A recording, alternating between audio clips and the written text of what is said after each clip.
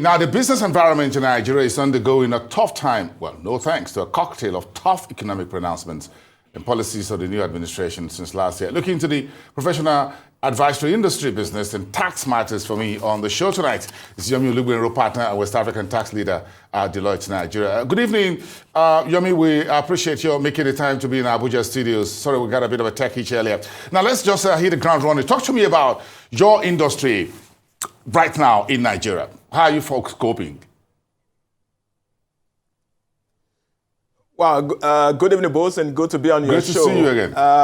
Well, the profession.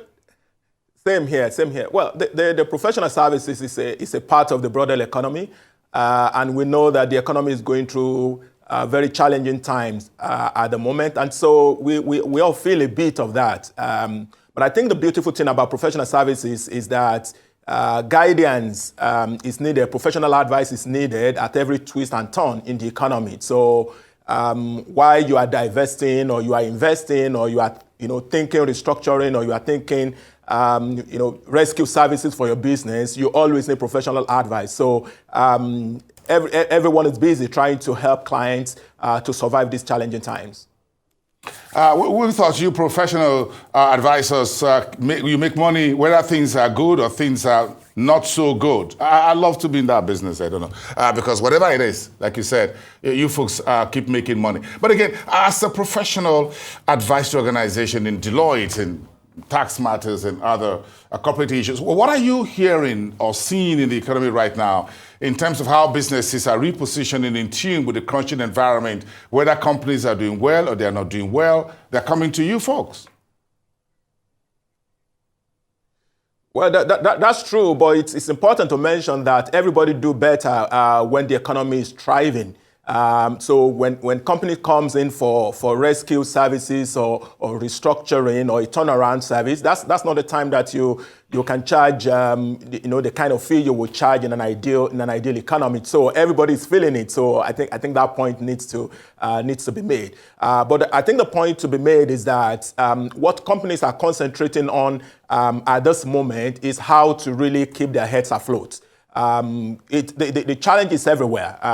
There's virtually no sector that is immune to what is going on, and so companies are looking for how do we survive these trying times? How do we ensure that we're a lot more nimble, operational efficiency, cost optimization? What can we do to ensure that we're able to maintain our foot on the ground? And that's the kind of thing that we're saying. Obviously, we've had few cases where the stress level or the appetite of the investor to be able to stay through this trying time varies.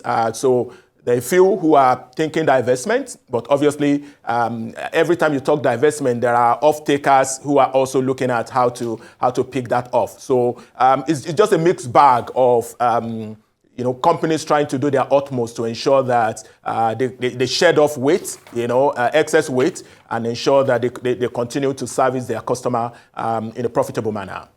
So some of your professional services involved advisory to government agencies. One of it has to do with tax, and which is very, very key at the heart of ease of doing business in Nigeria. So what do you make of survival advisory for Nigerian businesses right now? Yes, we are folks looking at downsizing. What are the most important issues for business executives right now looking to where do we go from here, considering the plethora, the cocktail of sweet, not so sweet policies that we've seen over the last 12 months or so? Well, From what I've seen across different sectors and different businesses, this is not the time that any business is looking at a nice to have business advisory, kind of service. I think top on the list of any executive at this point is cost optimization and operational efficiency. So how do we ensure that we focus on essential? So how do we shed off excess weight? So that's key. Cost optimization, operational efficiency. That's what they're doing. Services that can be kept until when the climate is more conducive. They do that. A lot of companies, when they can push the customers, are looking at price adjustments. But obviously, that's a very tough call to make, because you need to balance volume and price to strike the right equilibrium. But we've seen that in the economy. You've seen virtually repricing of services and goods, and that's why we talk about the soaring inflation that you see, everywhere. So businesses are trying to, push part of the cost to the customers where they can. A lot of businesses are looking at import substitution. How do we look at local sources, for our imports? How do we find alternatives to having to go look for FX? Companies are doing that, and where possible, companies are trying to seek ways of earning FX. So if businesses could export their services or their product and be able to earn hard currencies, they're doing that. So quite a mixed bag of different kind of things. Obviously, in the banking sector, they're trying to raise capital and shore up capital and ensure that the liquidity and the financial stability of the system is assured.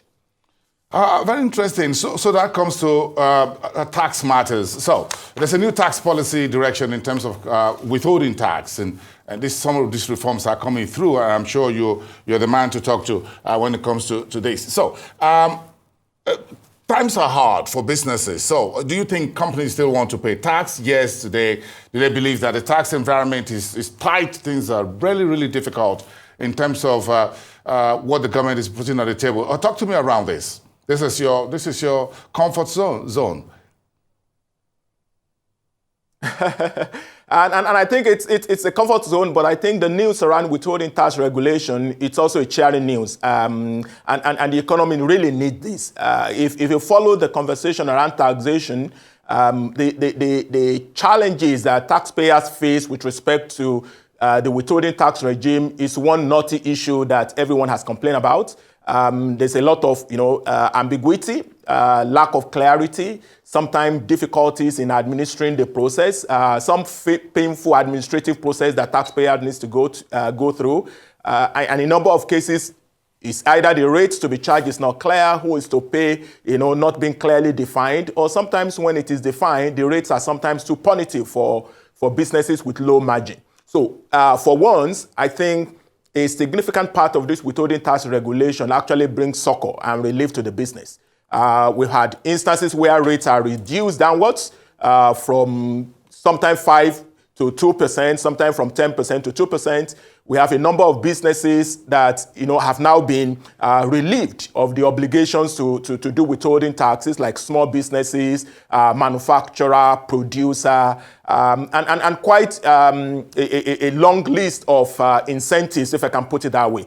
But as you know, generally, withholding tax has never been a different, a different type of tax on its own. It's essentially how the government gets an advance payment of the annual income taxes of individual and companies. So at the end of the year, each taxpayer is still eligible to use whatever has been paid in advance by way of withholding taxes as credits.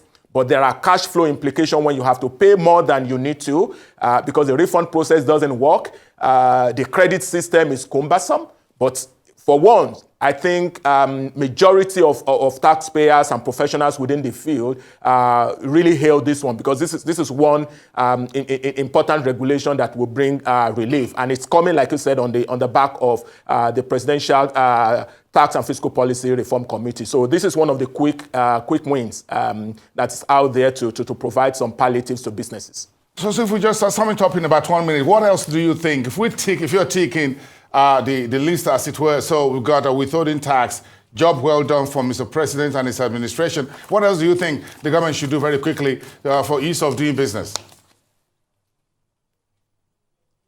Well, the number of draft conversation that is ongoing, earlier in the day or towards this evening, we had news of some waivers of tariffs and for duty on some essential food items. I'm not sure that is official yet because there is no official gazette to that. But those kind of conversations I know are ongoing, and the intention is to provide some bit of palliative. Food inflation is extremely high, at the moment. We had some couple of weeks back similar pronouncement by the Ministry for Pharmaceutical Products. So those kind of short-term palliatives, whether 5 months or 6 months, as the conversations we are seeing online suggest, it will provide some bit of palliatives. But I think where the big relief will be coming, it's when the revised law, actually make its way to the National Assembly, and we see a complete change of the entire tax legislation, because they are really due for review and for a change. And part of the promise of the committee that we've had mentioned over and over again by the chairman is that there's a focus on reducing the number of taxes, not just lowering the rate or providing some short-term palliative as we've seen with withholding tax regulation, but how do we consolidate the number of taxes? How do we then create a new set of laws that will be fit for the current business climate? I think that's really where the big relief is going to come. But it's good to have this baby steps progress as we have. It's really cheering to have the withholding tax regulation make its way to the business community. All right. Thank you so much, Yomi Olugbenro. Great having you live on the show tonight, and we appreciate your thoughts. Yomi Olugbenro, partner and the West Africa tax leader at Deloitte. Thank you so much. Have a great evening over there.